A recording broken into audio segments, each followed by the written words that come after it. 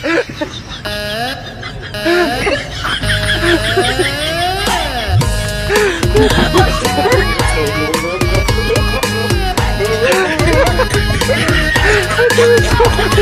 Guys, তোমরা কেমন আছো? তোমাদের জন্য আবার আজকে একটি নতুন ভিডিও নিয়ে চলে এলাম। ভিডিওটি টাইটেল হলো আসিফ খান।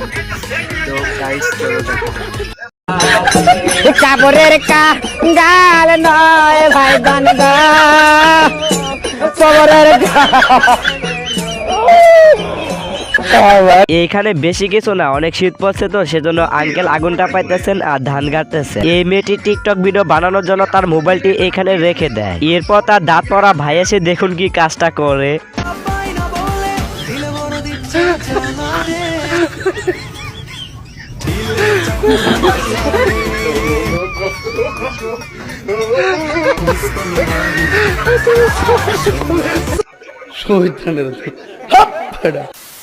এবার দেখুন আমার বন্ধুরা যখন ওর গার্লফ্রেন্ড অন্ধের মতো ভালোবাসতে বলে তখন ও যে কাজটা করে আর কি। তুমি তো আমাকে অন্ধের মতো ভালোবাসো না। কি বলো? বাসি তো। I love you.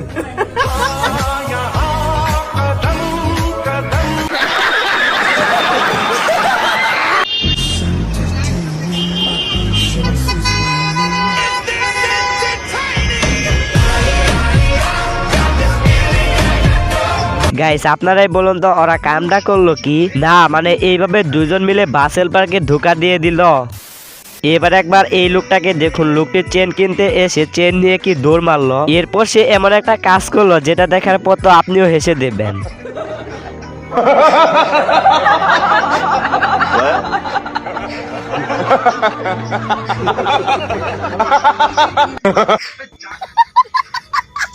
আরেকটা দিন খালি হুইনা লই, কত বড় সাহস হয় আমার বাবিরে লইয়া ফাও কথা কয়। কেন, কি হইছে? আরে ভাবি আর কইেন না, ওই যে না হিদে আপনার নিয়ে খারাপ কথা কয়। ওই কি জানেন না আপনি যে আমার বউয়ের মতো ভাবি? বউয়ের মতো ভাবি মানে? গাইস আপনারাই বলুন তো এইটা কোনো কথা? সব সময় কেন ভুল করে মুখ থেকে সত্য কথাটাই বের হয়ে যায়? গাইস আপনাদের সাথে কার কার এরকম হয় একটু কমেন্ট করে জানাইন তো। গাইস আমাদের দেশ যে ডিজিটাল হয়ে গেছে সেটা কি আপনি জানেন? না মানে এখন যে সবকিছুই বিক্রি করা যায় সেটাও কি আপনি জানেন? তাহলে একবার এই ঘরটাকে দেখুন, কে জানি বিক্রি করে দিছে, এরপর সোজা ঘরটাকে হাঁটাইয়া নিয়ে যাইতেছে।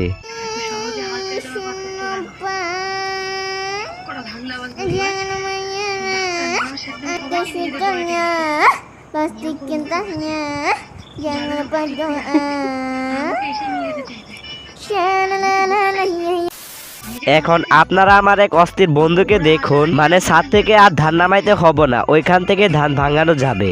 গাল নয় ভাই গানগা চাপরের গাল।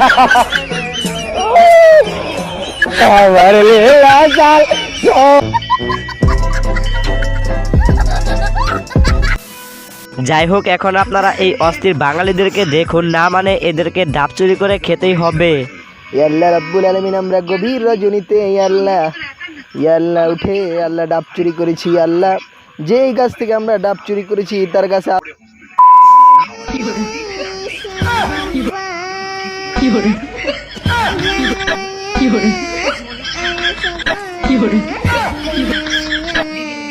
আচ্ছা যাই বলেন গাইস, ও কিন্তু আসলে একটা লিজেন্ড। না মানে ও কামটা করছে কি দেখছেন আপনি? যাই হোক কথা কম, এখন মাপ হবে করা করা।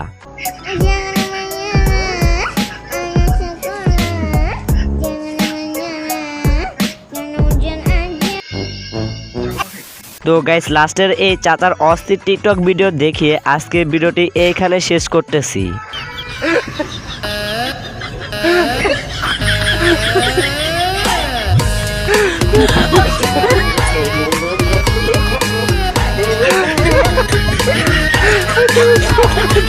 গাইস তোমাদের ভিডিওটি কেমন লাগলো? যদি ভালো লেগে থাকে তাহলে কমেন্টে অবশ্যই জানিও এবং লাইক এবং তার সাথে সাবস্ক্রাইব করে আমাদের পরিবারের সদস্য হয়ে যাবে। ধন্যবাদ।